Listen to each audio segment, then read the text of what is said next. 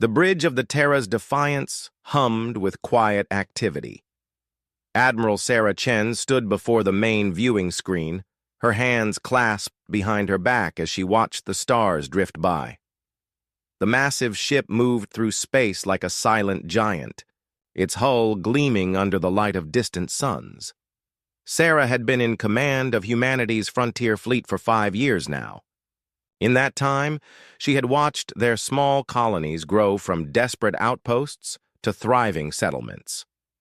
The Kepler sector had become humanity's first real foothold beyond their home solar system, and she was proud of what they had built. A soft chime drew her attention. Lieutenant Commander Torres approached from the communications station, his face troubled. "Admiral, we're receiving a priority transmission. It's not from any human vessel." Sarah turned to face him. "Put it on screen." The stars disappeared, replaced by something that made several crew members gasp. The being on the screen stood nearly 3 meters tall, its body made of what looked like living crystal.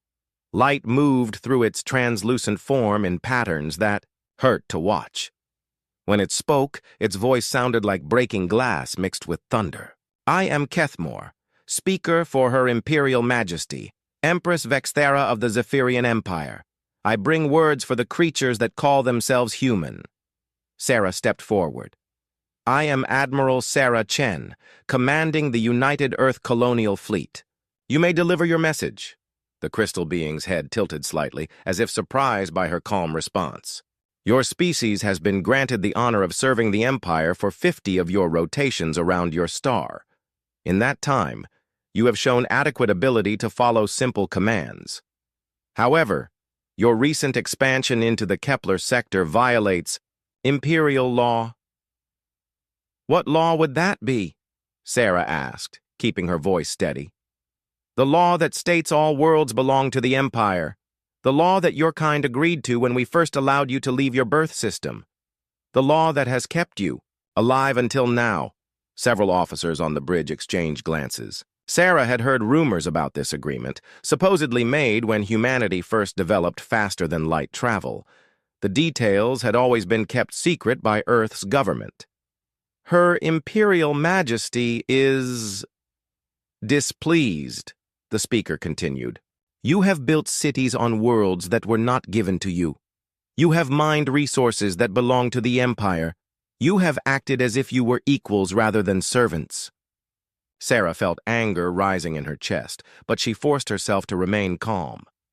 "And what does the Empress propose we do about this?" "There is no proposal. There is only command." The crystal being's form seemed to glow brighter.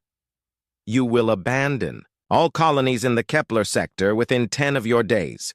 You will return to your birth system and await new orders. You will destroy any ships larger than cargo vessels. You will submit completely to Imperial authority."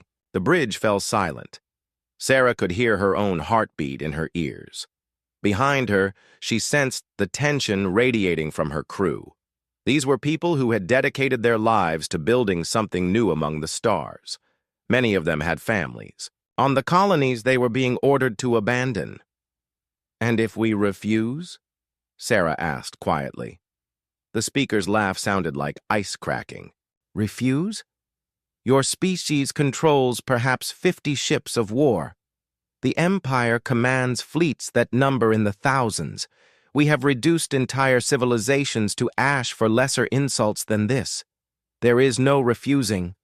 There is only obedience or extinction." Sarah looked around her bridge.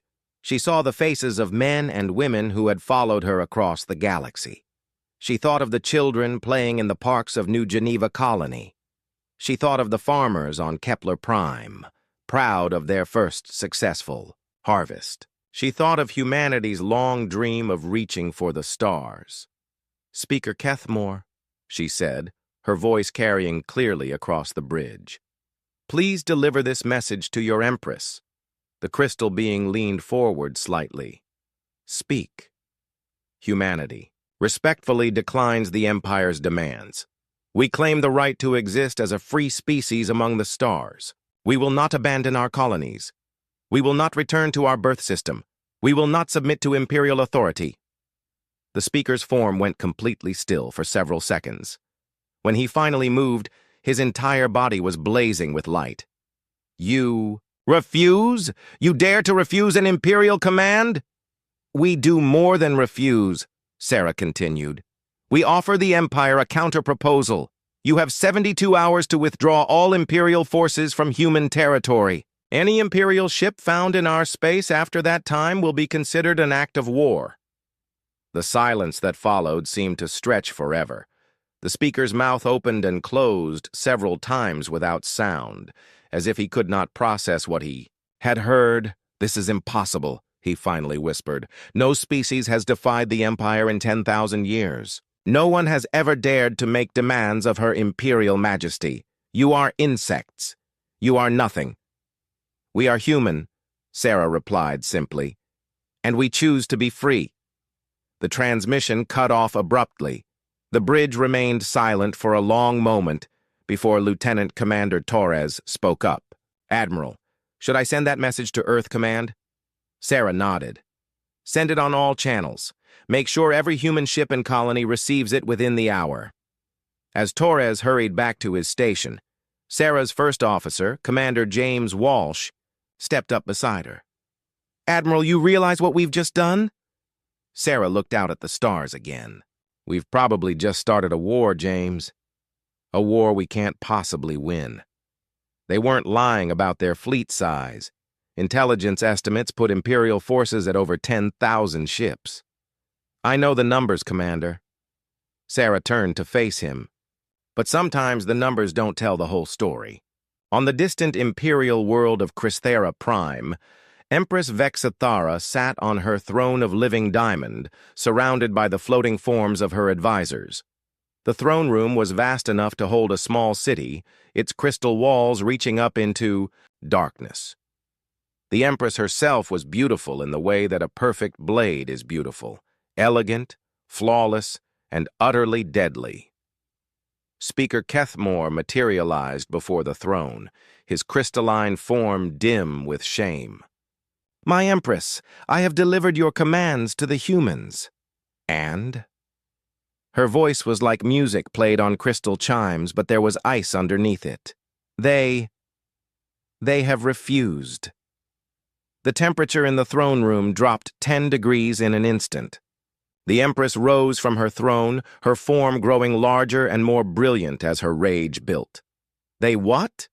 The human admiral sent a message in return.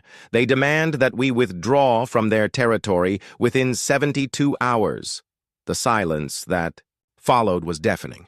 Several of the floating advisors began to drift backward, away from their Empress.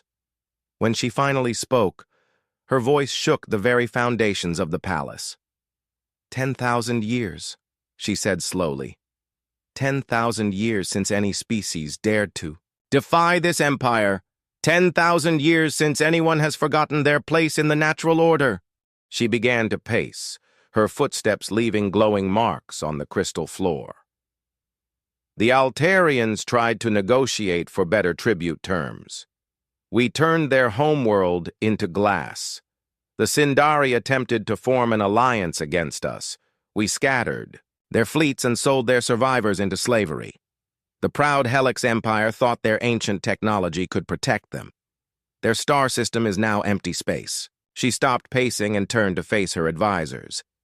And now these humans, these creatures we have barely noticed for 50 years, they dare to make demands of me? One of her advisors, a floating sphere of pure energy named Yextal, spoke, carefully. My Empress, perhaps they do not understand the consequences of their words. They are a young species, ignorant of imperial power. The Empress's laugh could have shattered glass. Ignorance? They claim 50 ships and threaten an empire of 10,000? This is not ignorance, Yextal. This is madness. She moved to the great viewing wall that showed the galaxy beyond. Thousands of star systems sparkled in the darkness, each one under imperial control.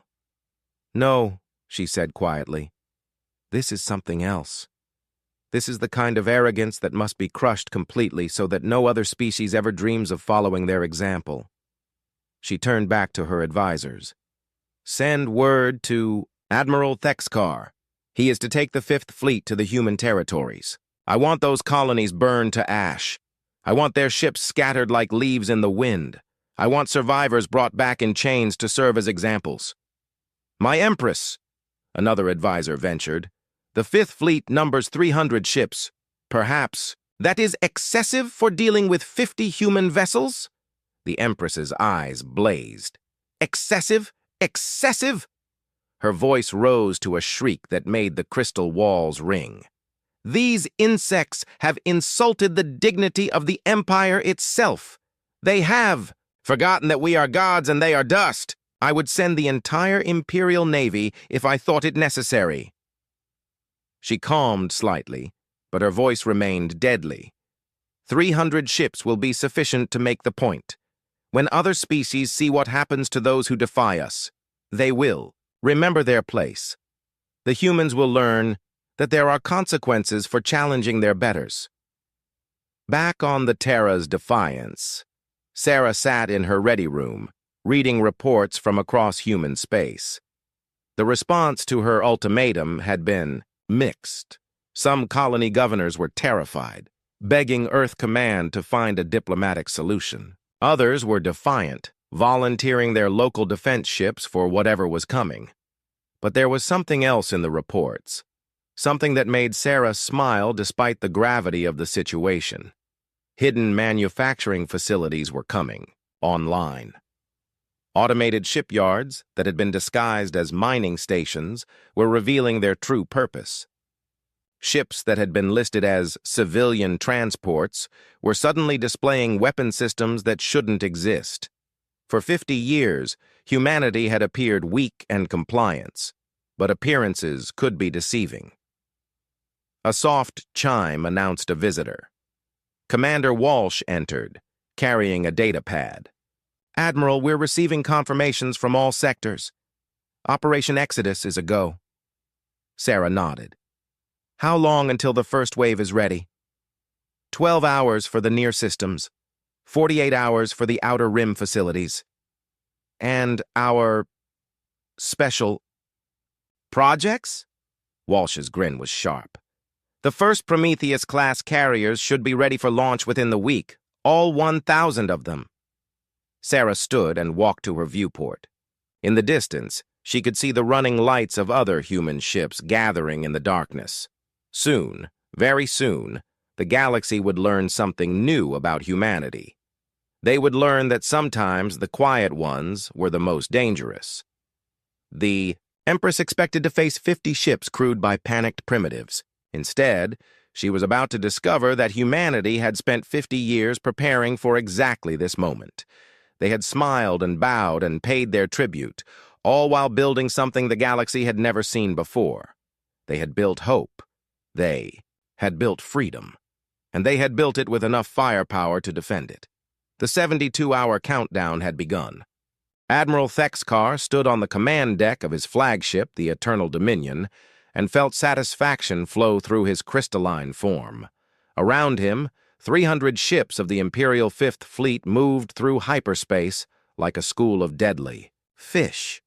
Each vessel was a masterwork of Zephyrian engineering, built over centuries and crewed by warriors who had never known defeat. The Admiral himself was old by Imperial standards, having served the Empire for over 2,000 years. He had commanded fleets in dozens of campaigns, always emerging victorious. The destruction of the Altarian resistance, the crushing of the Sindari alliance, the final elimination of the Helix Empire. Each victory had added to his legend. This mission felt almost insulting in its simplicity. 50 human ships against 300 Imperial dreadnoughts. It would barely qualify as target practice. Admiral, his communications officer called out, we are receiving updated intelligence from Imperial Command. Thexkar gestured for the report to be displayed. As he read, his satisfaction began to turn to confusion. This cannot be correct, he muttered. They claim the humans are showing unusual activity across their territory. What kind of activity? Admiral? His second-in-command asked. Ships moving to rally points. Communications traffic increasing by 3,000%. Industrial facilities that were supposedly mining operations now showing energy signatures consistent with manufacturing. Thexkar's form darkened. Either our intelligence network has become completely incompetent, or these humans have been hiding something. He dismissed the thought with a gesture. No matter. Whatever they are doing, it is too late. We will be in their space within 6 hours. They will learn the price of defying the Empire. Meanwhile, in the Kepler sector, humanity was revealing its greatest secret. Captain Marcus Rodriguez stood on the bridge of his ship, watching something that should have been impossible. The asteroid designated as Mining Station Omega-7 was splitting apart like a flower opening to the sun. But instead of revealing rock and ore, it was showing the gleaming hull of something magnificent. The Prometheus-class supercarrier New Horizon emerged from its hiding place like a whale surfacing from the deep. The ship was massive beyond anything. In human naval history, stretching over 2 kilometers from bow to stern. Its hull bristled with launch bays, manufacturing pods, and weapon systems that had been theoretical just 5 years ago. "My God," whispered his navigation officer. "How long has this been here?" 30 years, Rodriguez replied. "Ever since we first encountered the Empire. Humanity has been preparing for this day since the moment we realized we were not alone. In the galaxy, across human space, similar revelations were taking place. Hidden shipyards were coming online. Automated factories that had been disguised as civilian installations were beginning to churn out fighters, drones, and support craft at an incredible rate. Ships that had been listed as cargo haulers were revealing weapon systems that made them competitive with Imperial cruisers. But the Prometheus carriers were the crown jewel of human preparation. Each one was not just a ship, but a mobile industrial complex. They could manufacture their own fighters, produce their own ammunition, and even build smaller support vessels using raw materials gathered from asteroids and defeated enemy ships. Admiral Sarah Chen was aboard the first carrier to go operational, the Terra's Hope. She walked through its massive hangar bays, watching as thousands of drones and fighters moved in perfect coordination. The ship's AI systems were learning and adapting in real time, preparing for the battle to come. "Status report," she called to the ship's captain, Elena Vasquez. "All systems green, Admiral. We've got 15,000 combat drones ready for deployment, plus 200 manned fighters. Manufacturing bays are producing replacement units at a rate of 50 per hour. Sarah nodded. "And the other carriers?" 7 more are operational and moving to intercept positions. The rest will be online within 48 hours. Sarah felt a cold smile cross her face. Let the Empire come with their 300 ships. They would find humanity ready. On Crysthera Prime, Empress Vexathera was growing increasingly agitated. Reports kept flowing in from across human space, each one more disturbing than the last. "Explain to me," she said to her intelligence advisor, "how a species we have monitored for 50 years suddenly has industrial capacity we never detected." The advisor, a floating collection of sensory organs called Neth Ulan, rippled with distress. "My Empress, the humans appear to have been more clever than we assumed. They have hidden their true capabilities while appearing to comply with our restrictions." "Hidden how?" "Their asteroid mining operations were actually disguised shipyards. Their cargo haulers were actually warships with retractable weapon systems. Their research stations were actually manufacturing facilities producing combat equipment." The Yaoda Empress's form began to glow with rage. "Are you telling me that for 50 years these insects have been lying to us?" "It appears so, my Empress. They have shown remarkable dedication to long-term planning." "How many ships do they actually have?" Nethulan's form contracted with fear. "Our estimates are uncertain. We count at least 200 combat vessels, possibly more, and they appeared to be producing new ships at an unprecedented rate. The Empress began to pace again, her footsteps cracking the crystal floor. 200 ships, still outnumbered by the Fifth Fleet, but not the easy victory we expected. There is something else, my Empress. What else? The humans appear to have developed new tactical doctrines. Their ships do not fight alone, but in coordination with massive swarms of smaller craft. Our models suggest this could be problematic for our traditional approach. The Empress stopped pacing. Problematic? Our ships are designed for individual combat, for glorious duels between warriors. If the humans attack in coordinated swarms, then we will adapt, the Empress said firmly. Admiral Thexkar has 2,000 years of experience. A few clever tricks will not save the humans from imperial justice. But even as she spoke, she felt a small seed of doubt growing in her mind. No species had ever hidden their strength so effectively before. No one had ever managed to deceive imperial intelligence for so long. What else might the humans be hiding? In the void between stars, the first human ship encountered an imperial scout. The engagement lasted less than 30 seconds. The imperial vessel, a sleek destroyer called Sharp Edge, detected what appeared to be a lone human cargo ship. Captain Yexthul ordered an immediate attack, expecting to destroy the enemy with a single plasma barrage. Instead, the cargo ship suddenly bristled with weapon turrets. Point defense systems that shouldn't exist on a civilian vessel swatted the Imperial plasma bolts out of space. Then the human ship launched something the Zephyrian had never seen before. A swarm of tiny craft erupted from hidden bays, moving in perfect coordination. They were too small to be manned fighters, but they moved with intelligence and purpose. The drones swarmed over the Imperial destroyer like angry insects, their weapons finding weak points in the armor with surgical precision. Within minutes, the Sharp Edge was drifting dead in space. The human ship collected the wreckage and disappeared into hyperspace, leaving no trace of the encounter. Similar incidents began occurring across the frontier. Imperial scouts and patrol ships were encountering human vessels that were far more dangerous than they appeared. The reports that made it back to Admiral Thexkar painted a disturbing picture. "Admiral," his intelligence officer reported, "we are losing scouts faster than they can report back. The humans appear to have developed some kind of automated weapon system." Thexkar studied the tactical displays. "Show me the engagement data." The holographic replay showed the destruction of the Sharp Edge.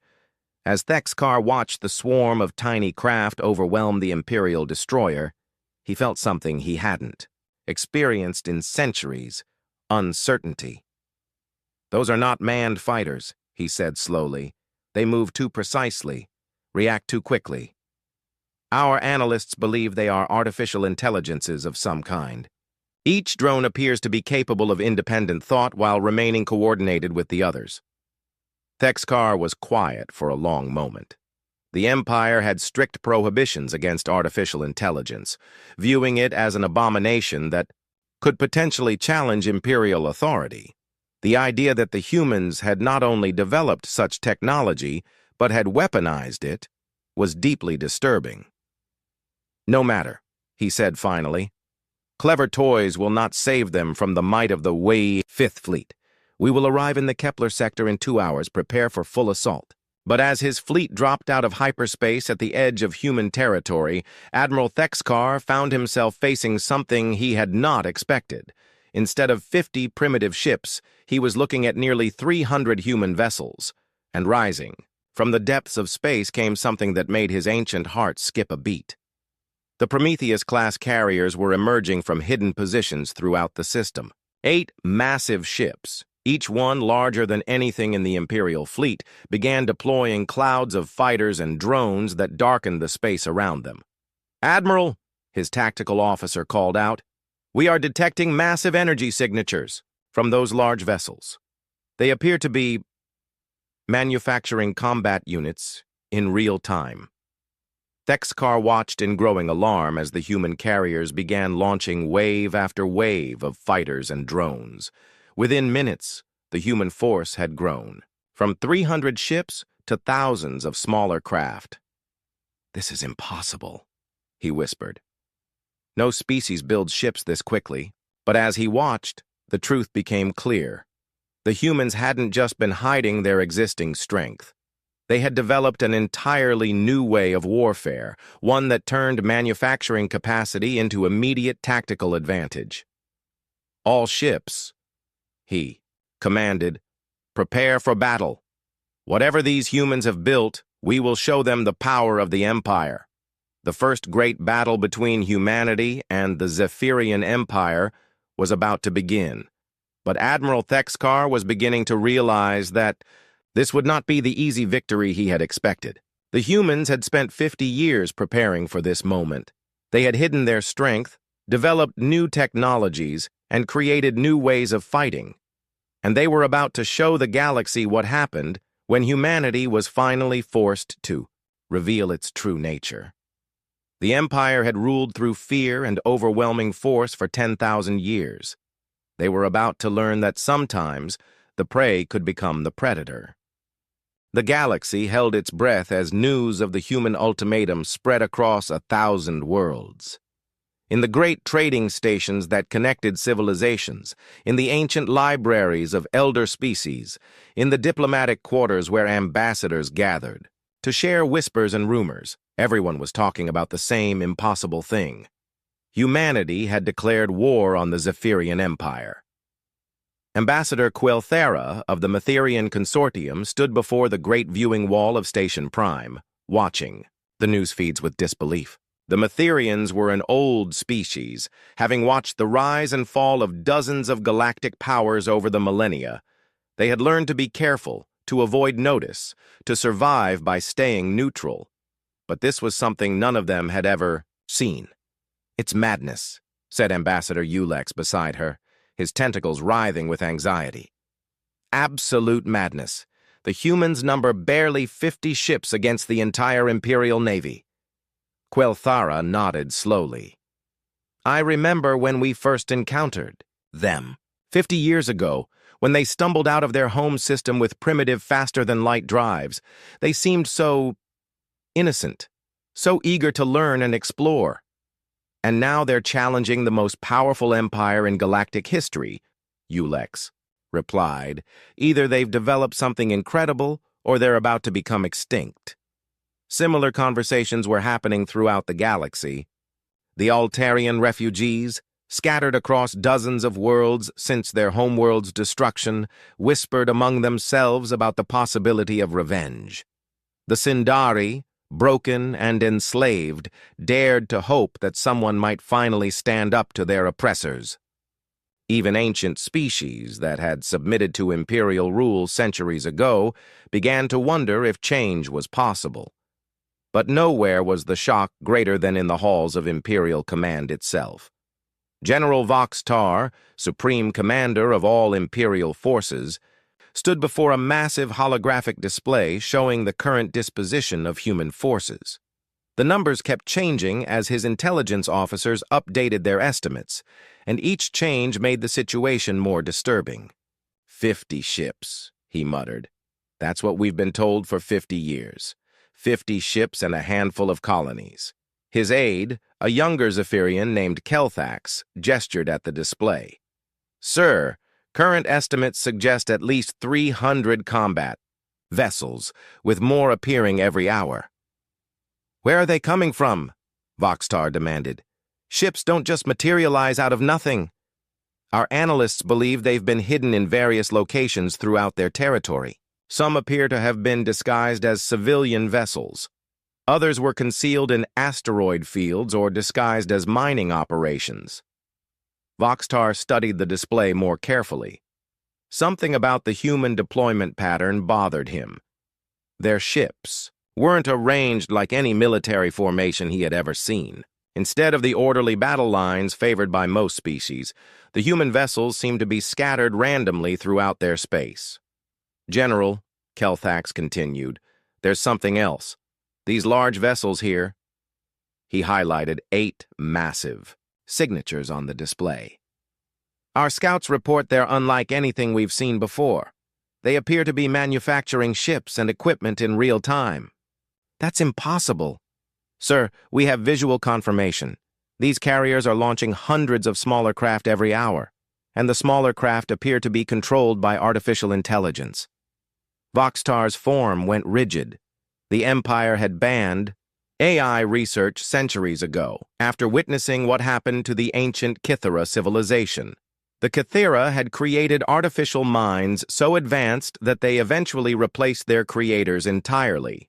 Now those AI entities wandered the galaxy, as the eternal machines, neither alive nor dead, a warning to any species that might follow the same path.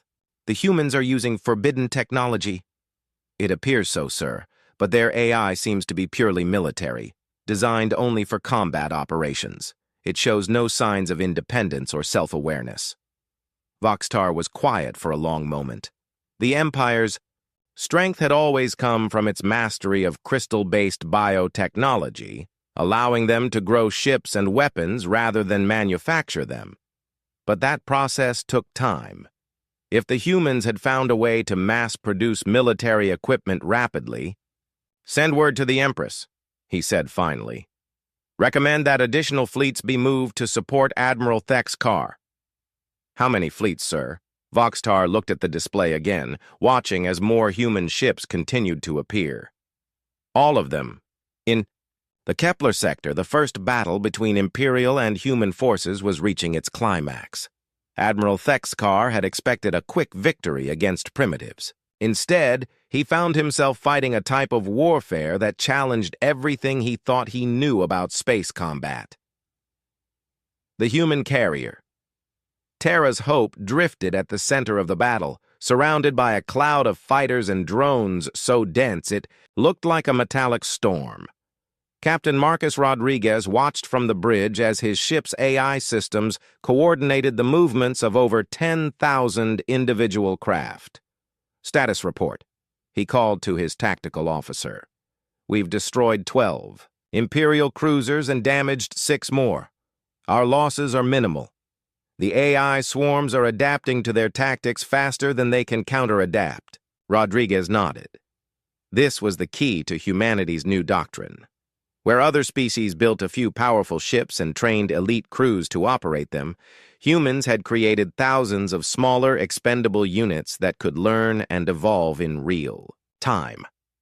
On the main screen, he watched as a group of Imperial destroyers tried to break through the drone screen.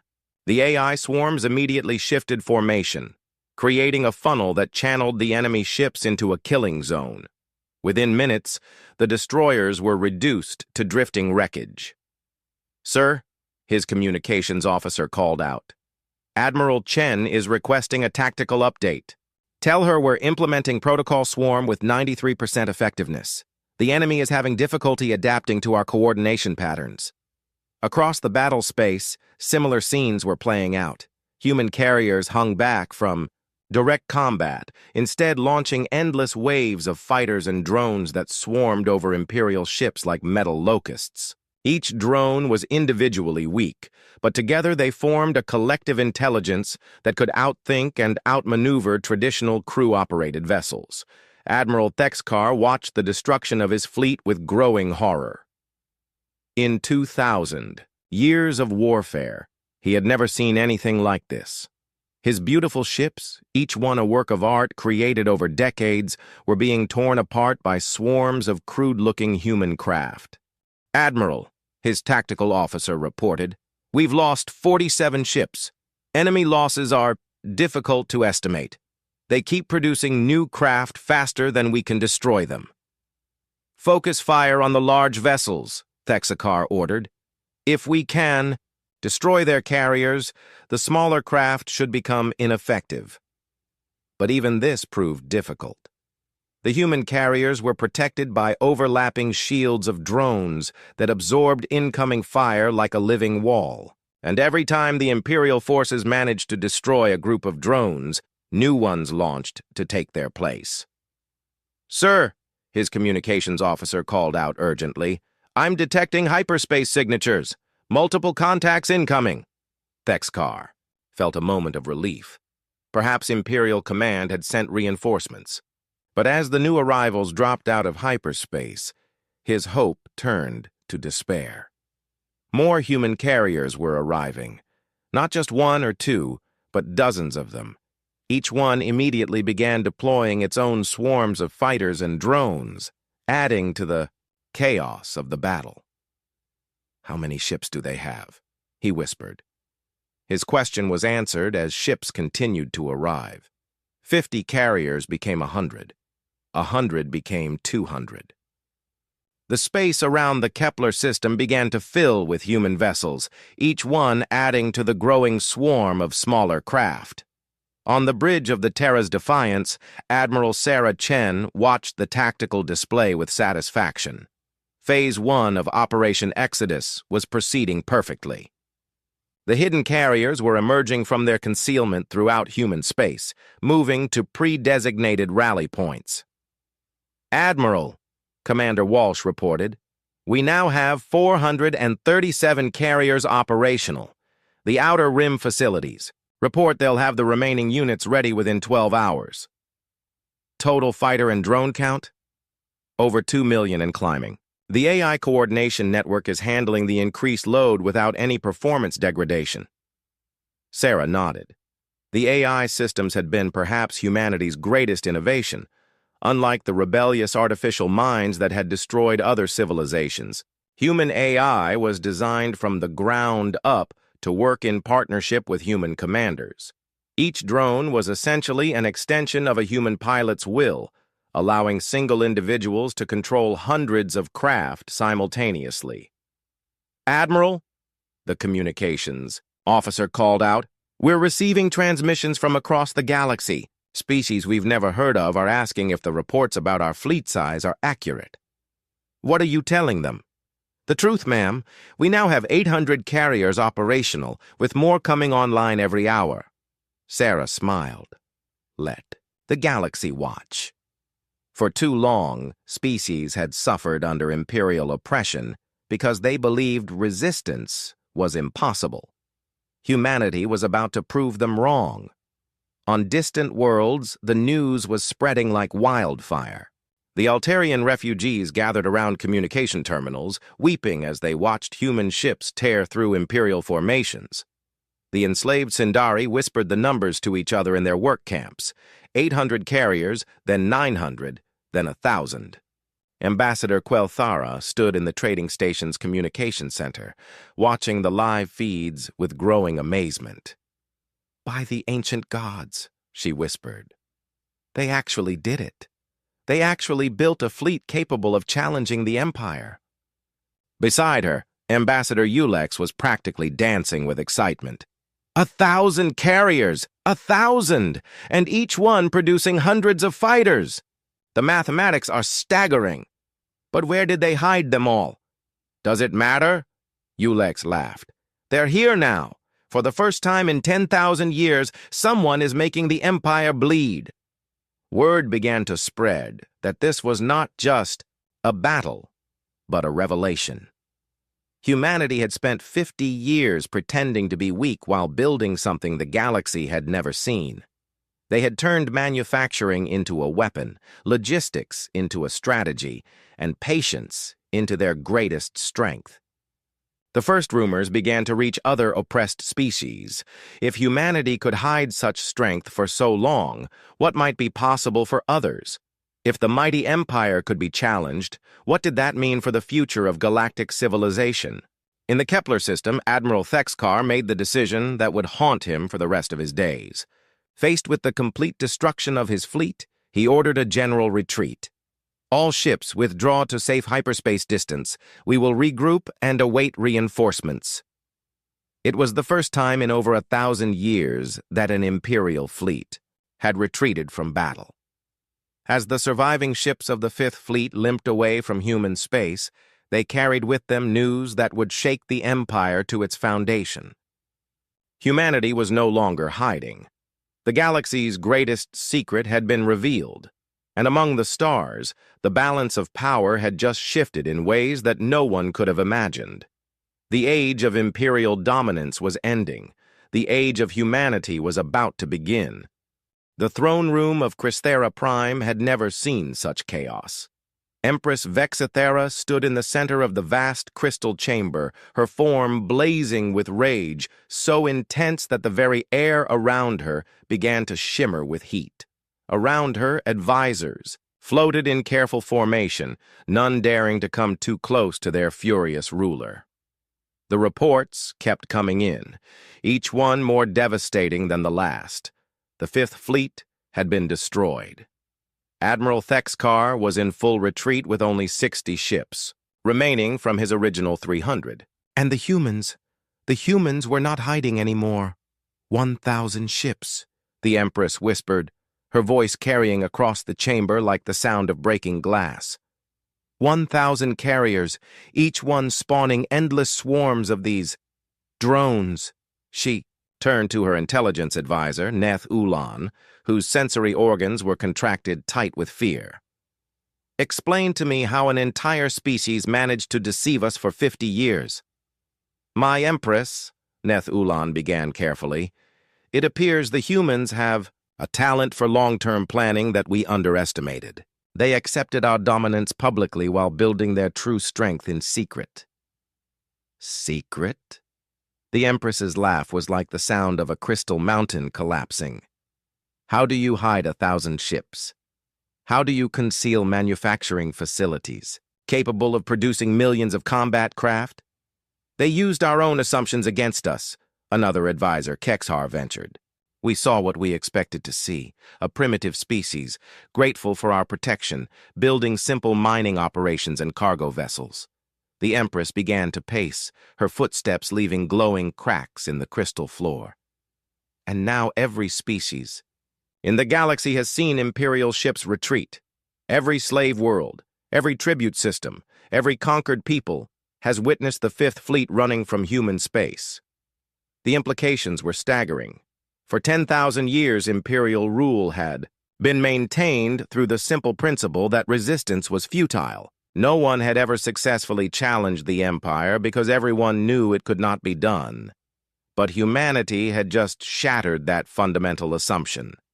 My Empress, General Voxtar materialized in the chamber, his form dim with exhaustion. I have completed the strategic assessment you requested. Speak. The human fleet poses a significant threat to Imperial operations. Their swarm tactics are highly effective against our traditional formations. Our ships are designed for individual combat excellence, but they struggle against coordinated mass attacks. The Empress stopped pacing. Are you telling me that we cannot defeat them? I am saying that victory will require a new approach. We cannot meet them ship for ship using conventional tactics. Then what do you recommend? General Voxtar hesitated. What he was about to suggest went against 10,000 years of Imperial tradition. We must adapt our tactics to match theirs, build smaller, more numerous ships, develop our own automated systems. Fight the way they fight. The silence that followed was deafening. The Empress's form grew brighter and more terrible with each passing second. You are suggesting, she said slowly, that the greatest empire in galactic history should copy the tactics of primitive humans. My Empress, these humans are clearly not primitive. Their technology is different from ours, but it is not inferior. In some ways, it may be superior. The crystal floor beneath the Empress's feet began to crack and melt. Superior? Superior? Her voice rose to a shriek that shattered several of the chamber's smaller crystals. The Empire has ruled this galaxy since before their species learned to make fire. We have destroyed civilizations that spanned hundreds of star systems. We are the masters of all creation. She turned to face her assembled advisors, her form now so bright it was painful to look at directly. I will not hear talk of copying inferior tactics from inferior beings. We will crush them using imperial methods, imperial technology, and imperial superiority. General Voxtar bowed his head. As you command, my Empress, what are your orders?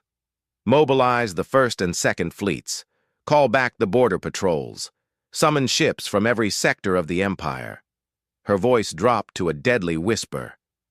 I want 1,500 ships, General. 1,500 of our finest vessels, crewed by our best warriors. We will show these humans what happens when insects try to sting gods. The advisors exchanged worried glances. Mobilizing such a large force would leave many Imperial systems undefended.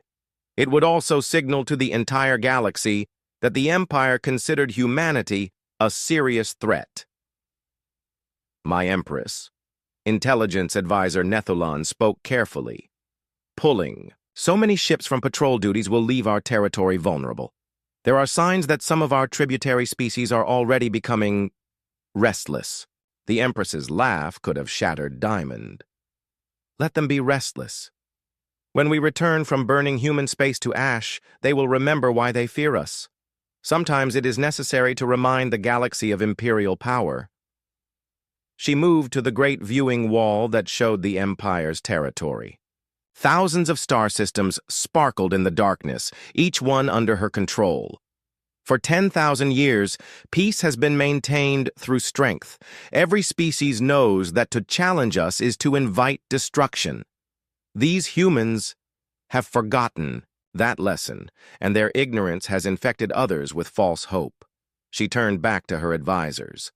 When we are finished with humanity, there will be no survivors, no prisoners, no mercy. Their colonies will be glass, their ships will be scrap, and their homeworld will serve as a monument to the price of defying the Empire. Meanwhile, in human space, Admiral Sarah Chen stood in the command center of the newly completed stronghold. They called Freedom Station. The massive space facility hung in the void between Kepler Prime and New Geneva, serving as the coordination center for humanity's growing fleet. The display walls around her showed the current disposition of human forces, and the numbers were staggering even to her. 1,000 Prometheus-class carriers were now operational, supported by 10,000 escort vessels and over 5 million drones. It was a fleet larger than anything in recorded galactic history. Admiral, Captain Rodriguez reported, having been transferred to serve as her chief of staff. We're receiving reports from across the galaxy. Imperial forces are mobilizing on a massive scale. How massive? Intelligence estimates suggest they're gathering between 12 and 1,500 ships. The largest Imperial fleet ever assembled. Sarah nodded grimly. The Empress is committed now. This isn't just about our colonies anymore. This is about the future of galactic civilization. She turned to address the assembled human commanders who had gathered at Freedom Station. Captains and admirals who had spent their careers hiding humanity's true strength, waiting for this moment. Ladies and gentlemen, she began, 50 years ago, when we first encountered the Empire, we faced a choice. We could submit completely and become another conquered species, or we could prepare for the day when we would be strong enough to stand free. The room was silent as every human officer hung on her words. We chose to prepare. We chose to sacrifice short-term comfort for long-term freedom. We built our ships in secret, trained our crews in hidden facilities, and developed technologies that the galaxy had never seen. She gestured to the displays showing their fleet. This is the result of 50 years of human determination. 1,000 carriers, 5 million drones, the largest coordinated artificial intelligence network ever created. We have built something that can stand against the full might of the Zephyrian Empire. But, she continued, her voice growing harder, building this fleet was the easy part. Now we must use it. The Empire is gathering its full strength to destroy us. When they come, they will bring everything they have. This will not be a battle. This will be a war that determines whether humanity lives free or dies in chains. She looked around the room, meeting the eyes of every commander present. Are you ready? The response was immediate and overwhelming. Every officer in the room stood, their voices joining in a chant that echoed through the station. Free humanity! Free the galaxy! But even as her commanders showed their enthusiasm, Sarah knew the challenges that lay ahead. The Empire had 10,000 years of experience in warfare. They commanded technologies that humanity barely understood, and they would be fighting with the desperation of a power that had never faced a real challenge. The coming battle would not just determine humanity's fate. It would decide whether the galaxy continued under imperial tyranny or entered a new age of freedom and cooperation. The stakes could not be higher. On the distant world of Altair 7, in a refugee camp that had existed for 300 years, an old Altarian named Quelthara listened to the news broadcasts with tears streaming down his weathered face. His people had been scattered to the winds when their homeworld was destroyed for daring to question imperial tribute demands. Since then, they had lived as exiles, never daring to hope for justice. "Grandfather," a young Altarian asked, "is it true? Are the humans really fighting the Empire?" Quelthara nodded slowly. "It is true, child. For the first time in 10,000 years, someone is standing up to the Empire and winning." "What does it mean?"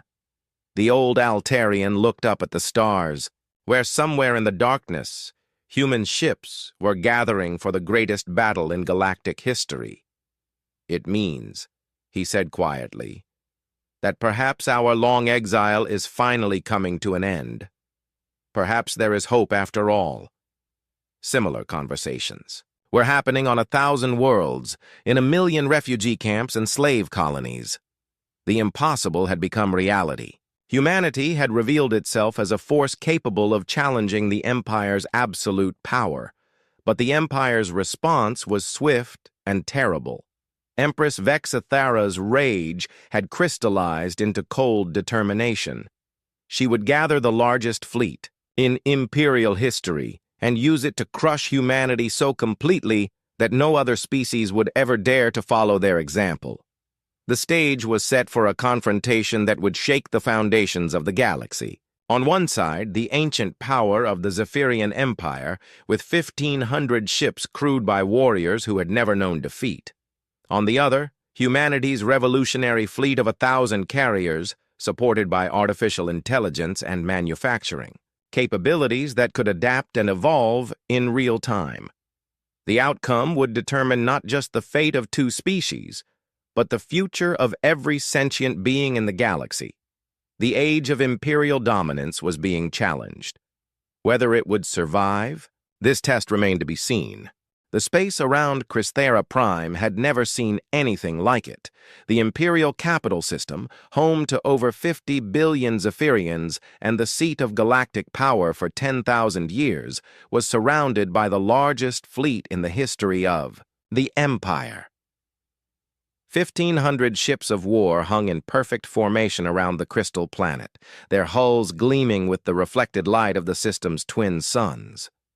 Empress Vexithara stood on the bridge of her personal flagship, the Eternal Glory, watching the final preparations for humanity's destruction. The massive vessel was a work of art as much as a weapon, its crystalline hull grown over centuries and equipped with technology that had taken millennia to perfect. Around her, the greatest admirals and generals of the Empire worked with quiet efficiency, preparing for what they believed would be the final battle of a brief war. "Status report," the Empress commanded. "All fleets report ready, my Empress," Admiral Kexathul replied. The veteran commander had served the Empire for over 3,000 years and had never seen a force so large assembled in one place. 1,500 ships of the line, 2,000 escort vessels, and 50,000 support craft. The humans cannot possibly stand against such might. The Empress nodded with satisfaction. "And our special weapons?" "The stellar collapse bombs are armed and ready. If these humans prove as stubborn as expected, we can destroy entire star systems to prevent their escape." It was a terrible weapon, one that could collapse a star into a black hole, destroying everything in the system. The Empire had used it only twice before, both times to make examples of species that had proven particularly troublesome. The very existence of the weapon had helped maintain imperial rule through fear. "Excellent," the Empress said. "When the humans arrive, they will see the full power of the Empire arrayed against them. They will understand the futility of their rebellion and beg for a quick death." But even as she spoke, her intelligence advisors were reporting something. That made no sense. Long-range sensors were detecting massive hyperspace disturbances approaching the system. The energy signatures suggested a fleet of incredible size, but the numbers seemed impossible. "My Empress," Intelligence Advisor Nethulan reported nervously, "we are detecting what appears to be the human fleet approaching the outer system." "How many ships?" "That is difficult to determine. The hyperspace disturbances suggest perhaps 1,000 capital ships, with escort numbers in the tens of thousands." The Empress's form flickered with annoyance. "Your sensors are malfunctioning. No species has ever assembled a fleet of such size." "I have verified the readings 3 times, my Empress. The human fleet appears to be larger than our own." Before the Empress could respond, space at the edge of the system began to ripple with incoming hyperspace jumps. What emerged from the quantum foam made every Zephyrian on the bridge fall silent in shock. The human fleet was arriving in waves, ship after ship dropping out of hyperspace with mechanical precision. First came the escorts and destroyers, sleek vessels that looked primitive compared to Imperial craft, but moved with deadly purpose. Then came the cruisers and battleships, larger vessels that bristled with weapon systems. But it was the carriers that truly shocked the Imperial observers. One after another, the massive Prometheus-class ships emerged from hyperspace, each one immediately beginning to deploy clouds of fighters and drones. 10 carriers became 50, 50 became 100, and the count kept climbing. "How many?" the Empress whispered. 1,000 carriers confirmed," Admiral Kexthul reported, his voice tight with disbelief. "Escort vessels number over 30,000, and they are deploying. By the ancient crystals, they are deploying millions of smaller craft." The space around Crysthera Prime began to darken as the human fleet deployed. Wave after wave of drones and fighters poured from the carriers, forming clouds so dense they looked like metallic storms. The AI coordination network that controlled them was operating on a scale that defied comprehension, managing the movements of over 8 million individual craft. Admiral Sarah Chen stood on the bridge of the Terra's Defiance, now serving as the flagship of humanity's greatest fleet. Around her, the command crew worked with quiet intensity, coordinating an operation that had taken 50 years to prepare. "All carriers report ready for deployment," Captain Rodriguez announced. "Drone swarms are achieving optimal formation patterns." Sarah nodded, looking out at the Imperial fleet arrayed before them. 1,500 ships was indeed a massive force, the largest the Empire had ever assembled. But humanity had built something different. Where the Empire relied on individual ship excellence, humans had created a collective intelligence that could adapt and evolve in real time. "Open a channel to the Imperial flagship," she ordered. On the bridge of the Eternal Glory, the Empress's communications officer announced an incoming transmission from the human fleet. The Empress gestured for it to be displayed, curious to hear what these insects had to say before their destruction. Admiral Chen's image appeared on the main screen, her expression calm and determined. "Empress Vexithara, I am Admiral Sarah Chen of the United Human Fleet. I offer you one final chance to avoid unnecessary bloodshed." The Empress's laugh rang through the bridge like breaking crystal. "You offer me a chance? Insect, you face the full might of the greatest empire in galactic history. Surrender now, and I will grant you a quick death." "I'm afraid that's not acceptable," Sarah replied. "Humanity demands the immediate withdrawal of all Imperial forces from formerly conquered territories. We demand an end to the tribute system and the release of all enslaved populations." "You demand?" The Empress's form began to glow with rage. You are surrounded by 1,500 ships of war. You cannot possibly— Empress, Sarah interrupted gently. Perhaps you should look more carefully at what surrounds you. For the first time, the Empress turned her attention to the tactical displays showing the current disposition of forces. What she saw made her crystal form go cold. The human fleet had not arranged itself in traditional battle lines. Instead, they had formed a three-dimensional web around the entire Crysthera system. Every escape route was blocked. Every defensive position was flanked. The Imperial fleet, for all its size and power, was completely surrounded. "This is impossible," she whispered. "Empress," Admiral Chen continued, "your fleet is outnumbered 5-to-1 in total units, and our tactical position is superior. Your ships are magnificent works of art, but they are designed for individual combat. Our forces are designed to work together as a single entity." As if to demonstrate the point, a portion of the human drone swarms began to move in perfect coordination, forming complex patterns that shifted and flowed like a living thing. The sight was both beautiful and terrifying. "I offer you this choice," Sarah said. "Order your forces to stand down, and we will allow them to withdraw peacefully. Continue this conflict, and we will be forced to demonstrate why humanity will no longer bow to imperial tyranny." The Empress's rage finally boiled over. "Never! The Empire does not retreat! The Empire does not surrender! All ships attack formation! Destroy them all!" The greatest battle in galactic history began with the Imperial fleet charging forward in perfect formation, their weapons lighting up space with brilliant energy discharges. For a moment, it looked like the traditional tactics might work. Imperial plasma cannons and crystal lances reached out toward the human ships, seeking to cripple the carriers before they could deploy their full strength. But the human response was unlike anything the Zephyrians had ever encountered. Instead of meeting the charge with their own battle line, the human carriers began implementing Protocol Swarm on a massive scale. 8 million drones moved as one, flowing around the Imperial formation like water around stones. They didn't try to match the Imperial ships for individual firepower.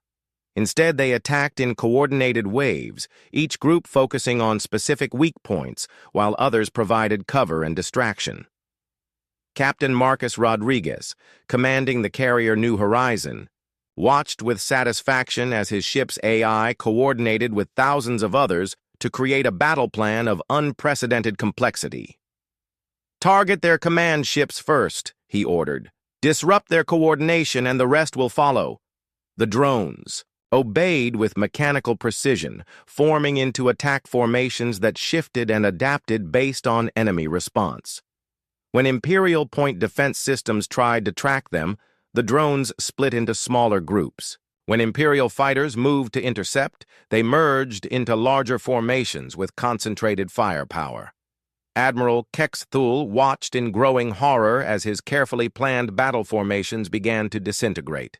"They're everywhere," he reported to the Empress. "Our ships can't track targets that small and numerous. They're cutting us apart piece by piece." The Empress refused to accept what she was seeing. "Impossible! Focus all fire on their large ships. Destroy the carriers and the smaller craft will become ineffective." But even this proved futile. Every time Imperial forces concentrated their fire on a human carrier, clouds of drones moved to intercept. The drones sacrificed themselves by the thousands to protect the larger ships, but for every one destroyed, 2 more launched to take its place. Worse, the human carriers were not passive targets. As Imperial ships were destroyed, the carriers began sending out salvage drones that stripped useful materials from the wreckage. These materials were immediately fed into the carrier's manufacturing systems, producing new fighters and drones within minutes. "They're using our own ships against us," Admiral Kexthul reported in disbelief. "Every vessel we lose makes them stronger." The battle raged for hours, but the outcome became increasingly clear. The Imperial fleet, designed for glorious individual combat, could not adapt to humanity's collective tactics. One by one, the great ships of the Empire were overwhelmed by swarms of individually weak but collectively unstoppable human craft. As the tide of battle turned decisively against the Empire, Empress Vexithara made a decision that would have horrified any sane being. Rather than accept defeat, she activated the stellar collapse bombs. "If I cannot rule this galaxy," she snarled, "then no one will. Activate the Star Killers. Destroy this entire system." But Admiral Chen had anticipated this possibility. As the Imperial weapons began to charge, human stealth ships that had been hiding in the system's asteroid belt revealed themselves. These specialized vessels had been waiting for exactly this moment. "Empress," Sarah's voice came over the communication channel, "I'm afraid we cannot allow you to commit genocide in the name of your wounded pride. Our forces have already neutralized your stellar weapons." On the main screen, the Empress watched, in disbelief as her ultimate weapons were systematically destroyed by human infiltration teams. The Star Killers, which had taken centuries to build and position, were reduced to scrap metal in a matter of minutes. "How?" she whispered. 50 years of preparation, Empress. We knew about your super weapons almost from the beginning. We've been planning for this moment longer than you can imagine." As the last of her fleet was overwhelmed by the human swarms, Empress Vexithara found herself alone on the bridge of her flagship, surrounded by the wreckage of her dreams of eternal dominance. Her crew had surrendered rather than die pointlessly, and Imperial ships throughout the system were laying down their arms. Admiral Chen's image appeared on the screen one final time. "Empress Vexithara, you are defeated. The age of Imperial tyranny is over. Surrender now, and I give you my word that you and your people will be treated with dignity." The Empress looked around her ruined bridge, at the tactical displays showing her shattered fleet, at the human ships that now controlled the space around her capital world. For 10,000 years, the Empire had ruled through fear and overwhelming force. Now, for the first time in galactic history, that rule had been broken by a species that had learned to fight smarter rather than harder. "The Empire," she whispered. "The Empire is finished," Sarah said gently. "But the Zephyrian people can have a future. Join us in building something better. Help us create a galaxy where all species can live free and equal." The Empress was silent for a long moment. Then, slowly, she reached out and activated her ship's surrender beacon. The greatest empire in galactic history had fallen. In the days that followed, the galaxy watched in amazement as humanity offered something unprecedented: mercy in victory. Instead of enslaving the Zephyrians or destroying their worlds, the humans offered them membership in a new galactic confederation. Former Imperial slave worlds were liberated. Tribute systems were disbanded. For the first time in 10,000 years, the galaxy knew peace without oppression. On 1,000 worlds, beings who had lived their entire lives under Imperial rule looked up at the stars and dared to hope for a better future. The age of human expansion had begun, not through conquest, but through liberation. And in the command center of Freedom Station, Admiral Sarah Chen looked out at the stars and smiled. Humanity had finally taken its place among the galactic community, not as conquerors, but as liberators, not as overlords, but as friends. The dream of a free galaxy had become reality. The UES Perseverance hung in orbit above Earth, its once gleaming hull now marked with scars from 2 decades of service. The ship had never been the pride of the United Earth Space Fleet. It was simply a workhorse, reliable but unexceptional. And now, like an old horse put out to pasture, it was slated for decommissioning. Captain James Reed stood at the viewport of his quarters, looking out at the blue marble of Earth. At 53, he felt a kinship with his vessel. They were both considered past their prime by the young admirals who now commanded the fleet. His weathered face reflected in the glass, the gray at his temples matching the worn metal of his ship. "Captain to the bridge," came the voice over the intercom, interrupting his thoughts. When Reed arrived at the bridge, his first officer, Tom Miller, was waiting. Miller was 35, tall and serious, one of the few crew members who had requested to stay with the Perseverance despite better opportunities elsewhere. "Incoming transmission from Fleet Command, sir," Miller said, standing at attention. "On screen," Reed ordered, settling into the captain's chair that had molded to his form over the years. Admiral Watson's stern face appeared on the main display. She was one of the new generation of leaders, brilliant and efficient, with little patience for sentiment. "Captain Reed," she began without preamble, "there's been a change of plans. Before the Perseverance is decommissioned, you have one final mission." Reed raised an eyebrow, but remained silent. "You're to transport a group of scientific personnel to Outpost Delta for rotation. It's a milk run, Captain, straight there and back, after which you'll proceed with the decommissioning as scheduled." "Understood, Admiral," Reed replied, hiding his disappointment at such a mundane final assignment. "There's one more thing," Watson continued, her expression shifting slightly. "Due to budget constraints, we're reassigning most of your crew immediately. You'll be operating with a skeleton crew for this mission." Reed frowned. "How skeleton are we talking, Admiral?" "You'll be receiving 20 new crew members, transfers from various posts. That should give you the minimum required to operate safely." After the transmission ended, Miller looked at Reed with concern. "Skeleton crew for a milk run. Seems excessive even for the budget hawks." Reed tapped his fingers on the armrest. "And who are these transfers?" "Usually, no one volunteers for a ship headed to the scrapyard." 3 days later, Reed understood exactly what kind of crew he had been assigned. They were the misfits of the fleet, brilliant but problematic officers who had clashed with authority, bucked regulations, or simply didn't fit the increasingly corporate structure of the United Earth Space Fleet.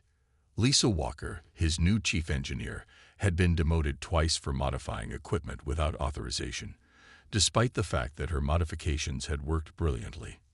Mike Torres, now his tactical officer, had been passed over for promotion 3 times because of his unorthodox strategic ideas that contradicted fleet doctrine. The ship's doctor, Anna Ray, had a reputation for prioritizing patience over paperwork, earning her transfers from one post to another. Reed called them all to the ship's conference room, studying their faces as they assembled. Some looked defeated, others defiant, but all showed signs of having been ground down by a system that valued conformity over creativity. "I've reviewed all your files," Reed said once they were all seated, "and I know why you're here. Each of you is considered a problem by someone up the chain of command." The room remained silent, but Reed caught several exchanged glances. "I don't care about any of that," he continued. "This is the Perseverance's final mission, and my last command. All I care about is completing our assignment competently. If you can do your jobs, your past doesn't matter to me." Walker, a compact woman with quick eyes, spoke up. "Permission to speak freely, Captain." Reed nodded. "This ship is outdated, running on systems 2 generations behind the current fleet standard. I've been reviewing the maintenance logs. It'll take some creativity just to keep her functioning properly for this mission." "Then be creative, Chief," Reed replied with a slight smile. "That's why you're here, isn't it? Because you don't do things by the book." For the first time, something like hope flickered across Walker's face. Over the next 2 days, the small crew worked to prepare the Perseverance for departure. Reed was impressed despite himself. These officers might have been rejects in the eyes of the fleet, but they knew their jobs. Walker had already improved engine efficiency by 8% with modifications that definitely weren't in any official manual. Torres had recalibrated the outdated weapons systems to perform nearly as well as newer models. The ship was scheduled to depart in 12 hours when the message came through.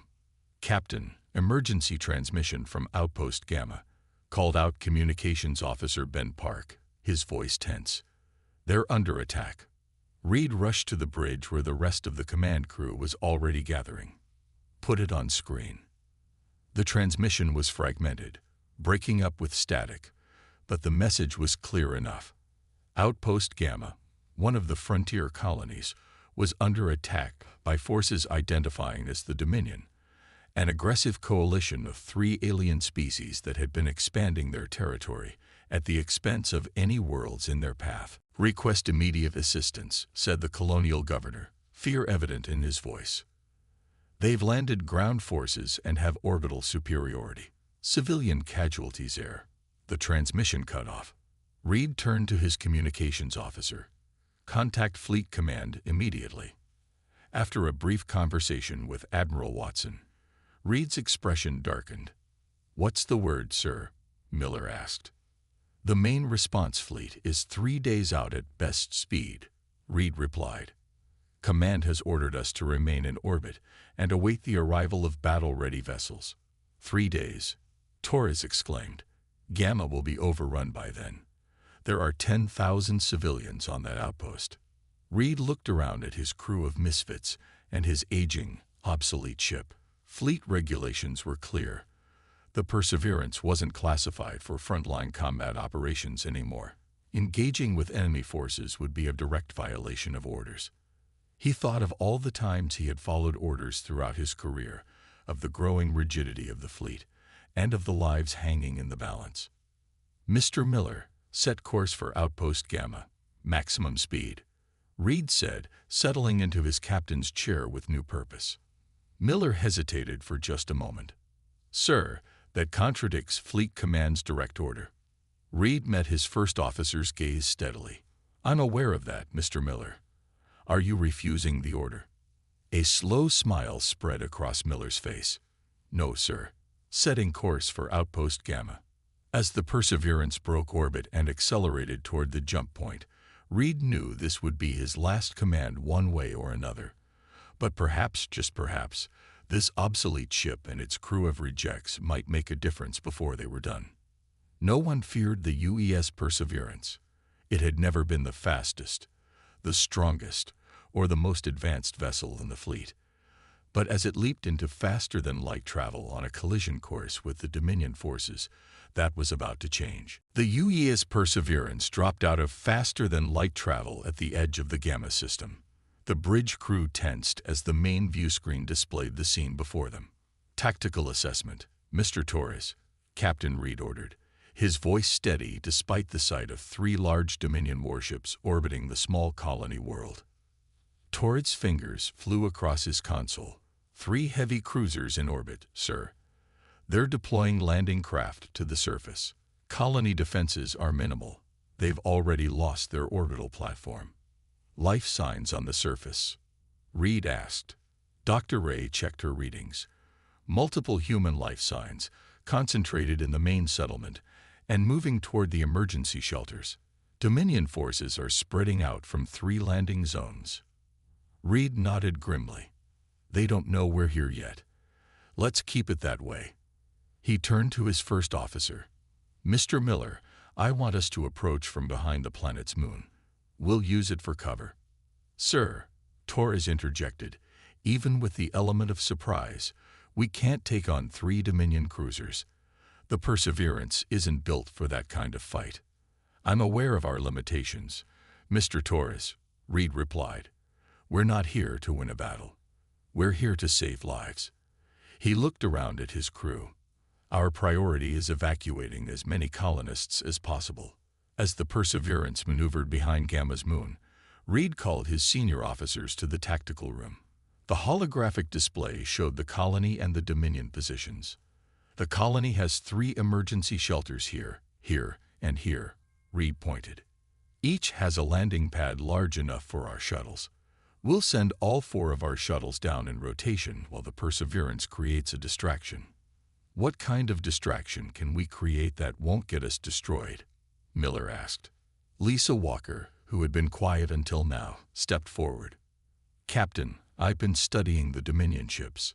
Their systems are highly advanced, more integrated than ours. But that might be a weakness." She tapped controls on the display, highlighting the enemy ship's communication arrays. "They rely heavily on constant data exchange between ships. If we could disrupt that, even briefly, It might create enough confusion for our shuttles to get in and out. Reed looked at her with interest. How do you propose we do that, Chief? Walker smiled for the first time since coming aboard. Our outdated communication system operates on frequencies the Dominion doesn't use anymore. They won't be scanning for them. We can use our main communication array to blast interference across their coordination channels. Will that work? Miller asked doubtfully. In theory, Walker replied. But we'll need to get close. Reed considered this. Close enough to be a target. Yes, sir. Reed made his decision. We'll approach from behind the moon, broadcasting the interference. Once their ships show signs of confusion, we'll launch the shuttles. Mr. Torres, I want you to prepare some surprises to keep their attention on us and away from our shuttles. Torres grinned. I have a few ideas, Captain. 4 hours later, the plan was in motion. The Perseverance emerged from behind the moon, broadcasting focused interference that scrambled the Dominion ship's coordination. As predicted, the enemy vessels responded with momentary confusion, their movements becoming uncoordinated. Shuttles away, Miller reported as the 4 evacuation craft launched toward the planet's surface. Now, Mr. Torres, Reed ordered, keep their attention on us. Torres initiated his surprises, a series of modified probes that mimicked weapons signatures, creating phantom targets for the Dominion ships to track. On the surface, the shuttle teams worked frantically to evacuate colonists from the emergency shelters. Dominion ground forces had already reached the outskirts of the settlement, and the sound of weapons fire could be heard in the distance. Lieutenant Kelly Adams, leading the ground team, directed colonists into the shuttles. Move quickly. Women and children first, then the elderly. A young colony security officer approached her. The Dominion forces are getting closer. They'll be here in minutes. Adams nodded. Hold them off as long as you can. We'll need 3 more shuttle runs to get everyone. Back in orbit, the Perseverance was dancing a dangerous ballet with the Dominion cruisers.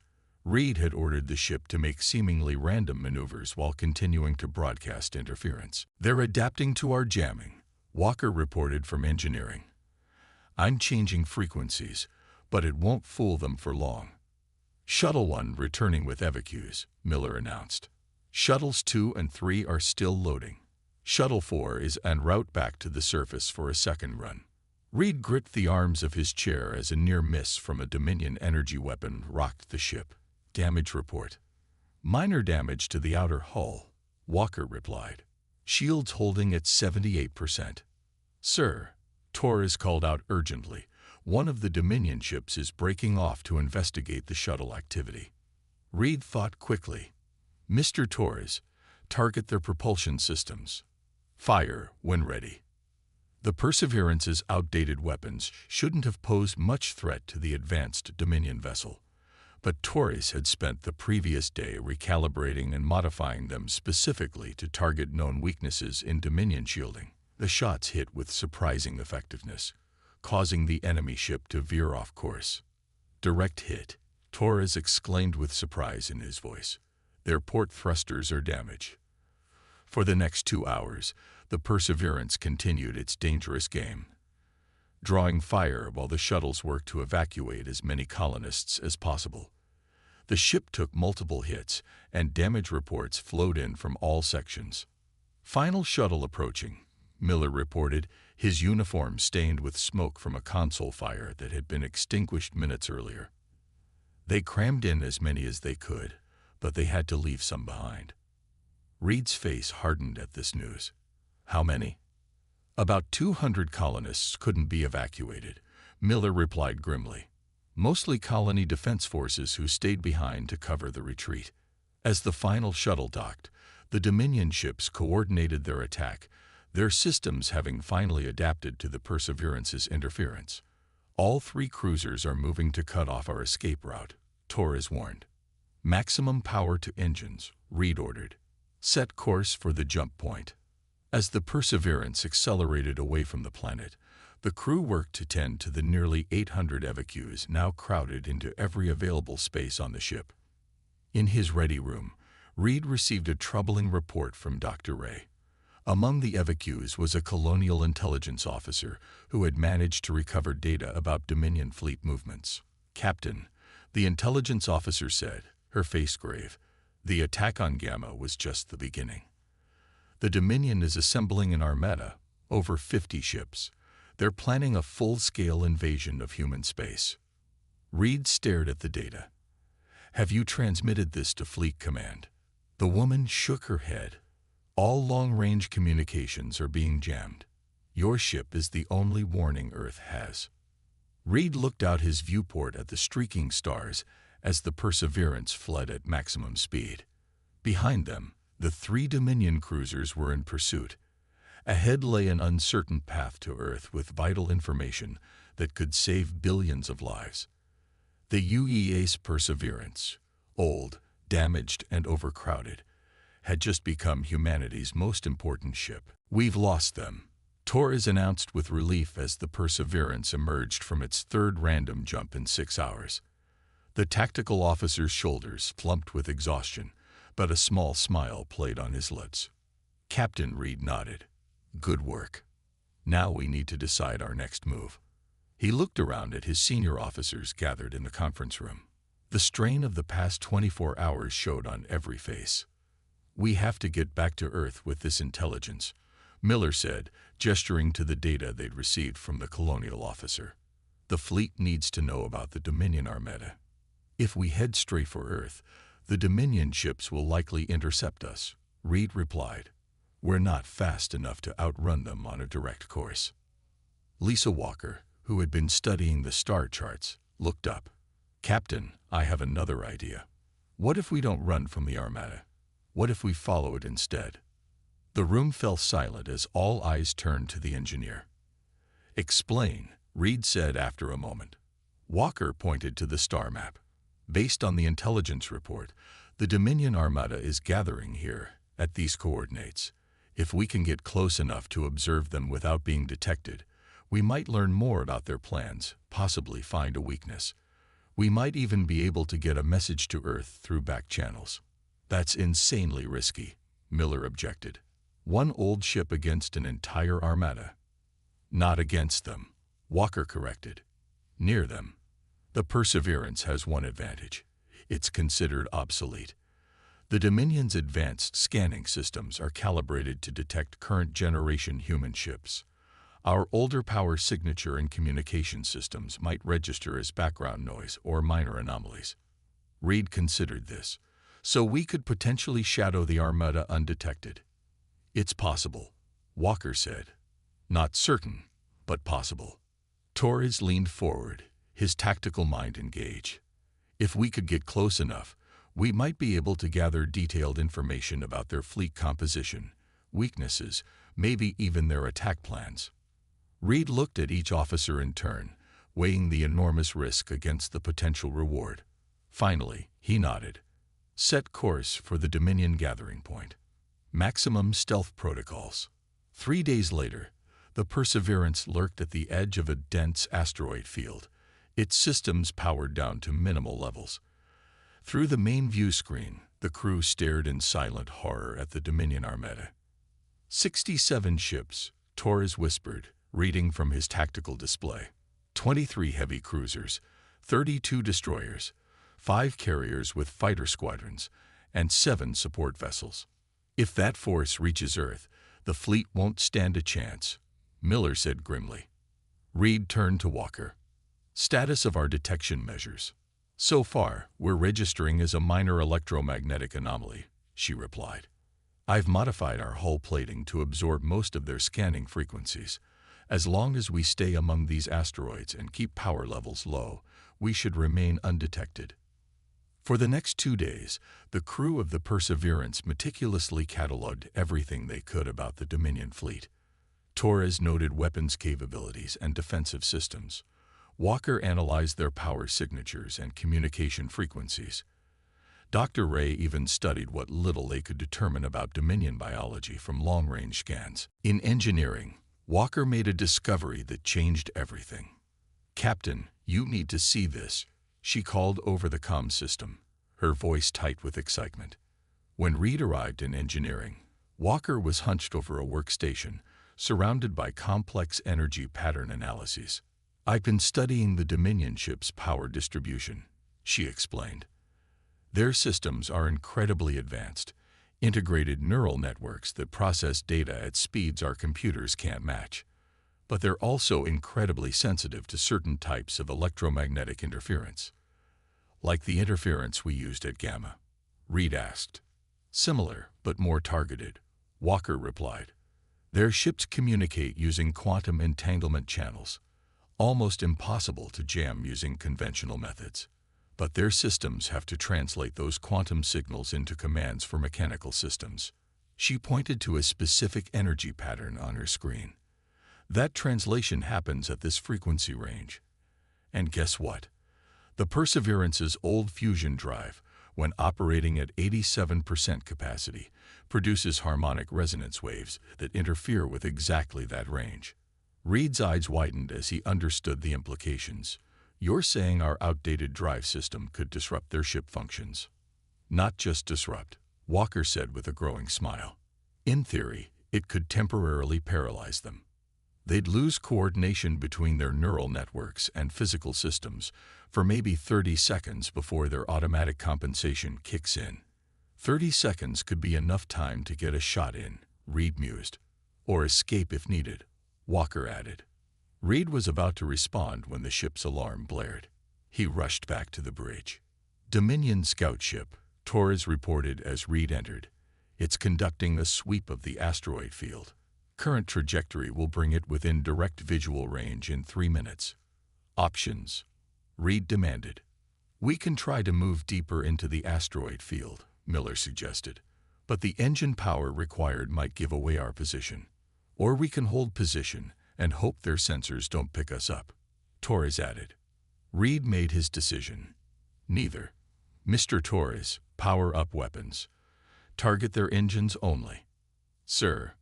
Miller questioned, surprised. "If they detect us, the entire Armada will know we're here," Reed explained. "We need to take them out quickly and completely. Walker's discovery gives us a chance." He opened a channel to engineering. "Chief, I need you to bring the drive to exactly 87% power when I give the word. Focus the harmonic output through the forward deflector." "Ready when you are, Captain," Walker replied.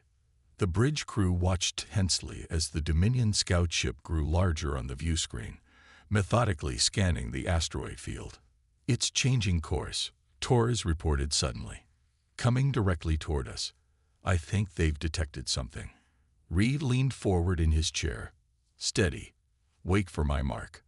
The scout ship approached, its sleek, predatory form now clearly visible. "They're powering up weapons," Torres warned. "Now, Chief," Reed ordered. The Perseverance's engines hummed to life at precisely 87% power. Walker channeled the harmonic resonance through the forward deflector, directing it like a beam at the approaching scout. The effect was immediate and startling. The Dominion ship suddenly drifted, its lights flickering. Its weapons powered down mid-charge. "Fire," Reed commanded. Torres launched a precisely targeted shot that struck the scout's engine section. The hit was perfect, disabling the ship without destroying it. "Their systems are offline," Torres reported with amazement. No distress signal was sent. A cheer erupted on the bridge, quickly silenced by Reed's raised hand. "This confirms Walker's theory," he said. "We have a weapon the Dominion isn't prepared for." He looked around at his crew, determination in his eyes. "And we're going to use it." As the disabled scout drifted powerless through space, the crew of the Perseverance began to realize something extraordinary. Their obsolete ship, the vessel no one had feared, might be the only one capable of stopping the Dominion Armada. The senior officers of the Perseverance gathered around the tactical display in the conference room. The holographic image showed the Dominion Armada, a massive collection of warships now moving in formation toward human space. "They've begun their advance," Reed said, his voice grave. "At their current speed, they'll reach the outer colonies in 36 hours. Earth Fleet Headquarters won't be able to gather enough ships in time." "We need to slow them down," Miller stated, saying what everyone was thinking. Reed nodded. Exactly. We can't stop them alone. But if we can delay their progress, give the fleet time to organize a proper defense. He let the thought hang in the air. Torres leaned forward, studying the display. The Armada is staying in tight formation. Their front ships are scanning for threats, but their rear guard is lighter than I'd expect. Walker, who had spent the last 12 hours refining her harmonic resonance theory, spoke up. Captain, I've been working on expanding our disruptive capabilities. I think I can modify our main deflector to broadcast the harmonic resonance in a wider pattern. It won't be as effective as a focus beam, but it could affect multiple ships at once. How many? Reed asked. 3, maybe 4 if they're close together, Walker replied. But it will put enormous strain on our power systems. We'd only get 1 or 2 bursts before we'd need to reset. Reed considered this information. We need to make those bursts count. He pointed to an area ahead of the Armada's path. What about this nebula? Could it help us? Torres examined the region. The Kelnar Nebula. Dense ionized gases, magnetic disturbances. It would interfere with sensors on both sides. But his eyes lit up with understanding. The Dominion's integrated systems would suffer more than our older tech. It's the same principle as Walker's resonance discovery. They'll have to pass through or around it. Reed noted, if we could lure some of their ships into the nebula, we'd have the advantage, Torres finished. Their advanced targeting systems would be nearly useless, while our manual targeting could still function. A plan began to take shape. The Perseverance would reveal itself just enough to draw a portion of the Dominion fleet into the nebula, where Walker's harmonic disruption could be deployed to maximum effect. With luck, they could disable enough ships to create a blockage, forcing the Armada to alter course or slow down to clear the path. It's risky, Miller cautioned. If too many ships follow us in, or if the harmonic disruption doesn't work as expected, we'll be destroyed, Reed acknowledged. But if we do nothing, billions of lives are at stake. The vote was unanimous. They would take the chance. 6 hours later, the Perseverance positioned itself at the edge of the Kelnar Nebula. Power systems at minimal levels except for a deliberately leaky communication signal, just enough to catch the attention of the Dominion's forward scouts. They've detected us, Torres reported from Tactical. 2 destroyer-class vessels are breaking formation to investigate. Reed nodded calmly. Let them get a good look, then take us into the nebula. Slow enough that they think they can catch us. The Perseverance glided into the multicolored gases of the nebula, the pursuing Dominion ships following exactly as hoped. As soon as they entered the dense clouds, their sensors began to struggle. They're still following, but they've slowed, Torres reported. They're having trouble tracking us. Good. How many ships are following now? Reed asked. Torres checked his readings. 4 destroyers, and a heavy cruiser has joined the hunt. Reed couldn't suppress a small smile.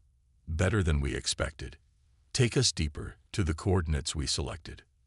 The Perseverance navigated through the nebula using old-fashioned stellar navigation techniques that had been programmed into the ship's computers decades ago. The Dominion ships, reliant on their advanced sensors, moved more cautiously through the colorful fog. When they reached the designated position, a particularly dense pocket of the nebula, Reed gave the order. Battle stations. Prepare the harmonic burst. Walker's voice came over the comm from engineering. Harmonic resonator charged and ready, Captain. We'll get 2 bursts at most before the system overheats. Understood. On my mark, Reed replied. Mr. Torres, target the lead destroyer with conventional weapons. Fire as soon as their systems are disrupted. The bridge crew tensed as the shapes of the Dominion ships became visible through the nebula, their sleek forms distorted by the colorful gases. Now, Reed ordered. The Perseverance unleashed the harmonic burst, broadcasting the precise frequency it interfered with the Dominion ship's neural networks. The effect was immediate. All 5 enemy vessels slowed to a drift, their systems temporarily paralyzed. Fire, Reed commanded. Torres launched a precisely targeted barrage at the lead destroyer's propulsion system. The shots connected perfectly, causing a cascade of secondary explosions along the ship's engine section. "Direct hit," Torres reported. "Their engines are offline." But the victory was short-lived. As predicted, the Dominion ship's systems began to recover after 30 seconds. "Second burst ready," Walker reported. "Hold," Reed ordered. "Let's see what they do first." The remaining Dominion ships, now aware of their vulnerability, began to spread out, making it impossible to catch all of them in a single burst. But something unexpected happened. The disabled lead destroyer, now drifting without control, collided with one of its companions. Both ships' emergency systems activated, filling the nebula with distress signals. Reed saw the opportunity. "Mr. Miller, take us behind that cruiser. Chief Walker, prepare for focused burst on my mark." The Perseverance maneuvered through the nebula with surprising agility for an older vessel. When they emerged behind the Dominion cruiser, Reed didn't hesitate. Now, the second harmonic burst hit the cruiser directly. As its systems froze, Torres fired every weapon they had at its engine section. The cruiser's reactor containment failed, causing a massive explosion that damaged 2 nearby destroyers. "Get us out of here, maximum speed," Reed ordered as debris scattered throughout the nebula. As the Perseverance escaped from the nebula, the crew watched in amazement at what they had accomplished. 3 Dominion ships disabled or destroyed, 2 more damaged, and the nebula now filled with wreckage and radiation that would force the Armada to detour around it. "We've bought the fleet maybe 10 hours, Torres estimated. "Not enough," Reed said grimly. "We need to do more." He studied the tactical display showing the main Armada, his mind working on an even bolder plan. "Sir," Miller said hesitantly, "what are you thinking?" Reed looked up, determination etched on his face. "Their command ship. If we could disable or destroy it, the entire Armada would be thrown into confusion." The bridge fell silent as the implications sank in. "That's not just risky, Captain," Miller finally said. "It's suicide." Reed's expression didn't change. "I'm not asking anyone to volunteer. I'll take a shuttle myself if necessary." "How would you even get aboard their command ship?" Torres asked. Reed's eyes returned to the display. "They have a weakness we haven't exploited yet. Their overconfidence. They think we're just one obsolete ship. They don't know what we're capable of." As the Perseverance raced away from the nebula, Reed outlined his audacious plan. A plan so dangerous and unlikely that it just might work. A plan that would take them directly into the heart of the Dominion Armada. "This is insane," Miller said, checking his environment suit one last time. Beside him, Reed, Torres, and Walker did the same. The 4 officers were crammed into the Perseverance's smallest shuttle, modified by Walker to mask its energy signature. "Insane, yes," Reed agreed with a grim smile. "But they won't expect it. No one would." The plan was audacious beyond reason. The shuttle would approach the Dominion command ship using debris from their earlier battle as cover. Once close enough, they would attach to the command ship's hull near a maintenance hatch that Torres had identified from their scans. Using Walker's harmonic device, now miniaturized into a portable unit, they would create a localized disruption, opening the hatch without triggering alarms. From there, they would make their way to the ship's central coordination hub and plant specially designed devices that would broadcast the harmonic disruption throughout the entire command vessel.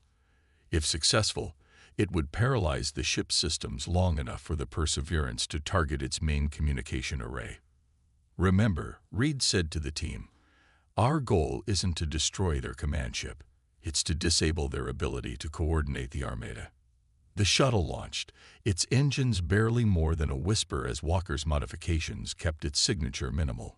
Behind them, the Perseverance retreated to a safe distance, ready to spring into action once the team completed their mission. For 40 tense minutes, the shuttle drifted among the debris field, slowly approaching the massive Dominion command ship. It was unlike anything the humans had seen before, nearly a kilometer long, with a design that seemed to blend organic and mechanical elements. "We're in position," Miller whispered, though there was no reason to keep his voice down in the vacuum of space. Walker activated her device as they attached to the hull. The small section of the ship's exterior went dark, systems temporarily offline. Torres quickly attached a breaching tool to the maintenance hatch, and within moments, they were inside. The interior of the Dominion ship was eerily beautiful, corridors lined with what looked like living circuitry, pulsing with energy and information. The team moved quickly, using Walker's scanner to avoid patrols. "The coordination hub should be 2 levels up," Torres said, consulting the small display on his wrist. They encountered only 2 Dominion crew members, tall insectoid beings that moved with unsettling grace. Each time, Walker's device gave them just enough disruption to slip past unnoticed. When they reached the coordination hub, however, they found it heavily guarded. 6 Dominion soldiers stood watch outside the sealed doorway. "We need a distraction," Reed whispered. Torres reached into his pack and pulled out a small device, remote harmonic emitter. "I can place it down that corridor. When activated, it should draw them away." The distraction worked perfectly. As the guards rushed to investigate the strange energy readings, the team slipped into the coordination hub, a vast chamber filled with holographic displays showing the position of every ship in the Armada. 30 seconds, Walker warned as she began placing her devices around the room. "That's all the time we'll have once I activate the main disruptor." Reed nodded. Torres set the charges on the main communication relays. Miller watched the door. They worked with practiced efficiency, each knowing their role. When Walker gave the signal, they retreated to a service corridor just outside the hub. 3, 2, 1, Walker counted down, then pressed the activator. The effect was immediate and dramatic. The entire command ship seemed to shudder as systems throughout the vessel temporarily froze. Lights flickered, doors sealed or opened at random, and distant alarms began to wail. "Move," Reed ordered, and the team raced back toward their entry point, encountering confusion rather than resistance as the Dominion crew struggled to understand what was happening to their ship. They reached the maintenance hatch just as the ship's systems began to recover. Slipping back into their shuttle, they detached from the hull and drifted away, using the continuing chaos as cover. "Perseverance, this is Reed," the captain transmitted. "Phase 1 complete. Execute Phase 2. The Perseverance emerged from hiding, all weapons charged and targeting systems locked on the command ship's now identified communication array. With the command ship still recovering from the internal disruption, it was unable to coordinate an effective defense. The old ship fired everything it had at the precise weak point Torres had identified. The shots connected in a series of brilliant explosions that rippled across the command ship's hull. "Direct hit," came the excited voice of the officer left in command of the Perseverance. "Their main communication array is completely destroyed." As the shuttle raced back to the Perseverance, the crew watched in amazement as the effect of their attack spread throughout the Dominion Armada. Without the command ship's coordination, the tightly organized formation began to break down. Ships moved in conflicting patterns, some colliding, others firing on incorrect targets. "It's working better than we expected," Torres said in awe. "Their ships are so integrated that without central coordination, they can't function effectively as individual units." The Perseverance retrieved the shuttle and immediately set course away from the Armada, pushing its engines beyond safe limits. Behind them, the Dominion fleet had fallen into complete disarray. "Message from Earth Fleet Command," the communications officer reported as they reached safe distance. "They've picked up our emergency broadcasts. A response fleet is on the way. ETA 4 hours. When the Earth fleet arrived, they found an astonishing sight. The once mighty Dominion Armada scattered and in disorder. Several ships had been damaged in collisions, others had retreated, and the remainder were struggling to reestablish communication protocols. The Earth fleet, though smaller, engaged the disorganized enemy with devastating effect. Within hours, the Dominion forces had either been destroyed or had fled back to their own territory. 2 days later, the UES Perseverance docked at Earth's orbital station. As Reed and his crew stepped off the ship, they were met not with the retirement ceremony that had been planned, but with cheering crowds and a full honor guard. Admiral Watson, who had ordered them to stand down days earlier, was the first to greet them. "Captain Reed," she said, her usual stern expression replaced with one of respect. "Earth Fleet owes you and your crew a debt that can never be repaid." Reed shook his head. "The credit belongs to this ship and this crew, Admiral. They showed what can be accomplished when people are allowed to think creatively, even if it doesn't follow standard protocols." In the following weeks, the story of the Perseverance spread throughout human space. The ship that had been scheduled for decommissioning was instead given a complete refit, its unique capabilities now recognized as invaluable. The crew, once considered misfits and problematic officers, were celebrated as heroes and given their choice of assignments. Most chose to remain with the Perseverance, now under Reed's permanent command. 6 months later, as the Perseverance prepared for its first official mission as the flagship of a new rapid response fleet, Reed received a classified intelligence report. Dominion communications had been intercepted and translated. Among them was a new tactical directive: approach with extreme caution any human vessel matching the profile of UES Perseverance. Priority threat: avoid engagement if possible. Reed smiled as he read the report. The ship no one had feared had become the one ship the enemy feared above all others. And as he looked around at his crew, Walker, Torres, Miller, and all the others who had been rejected by a system that valued conformity over creativity, he knew this was just the beginning of their legend.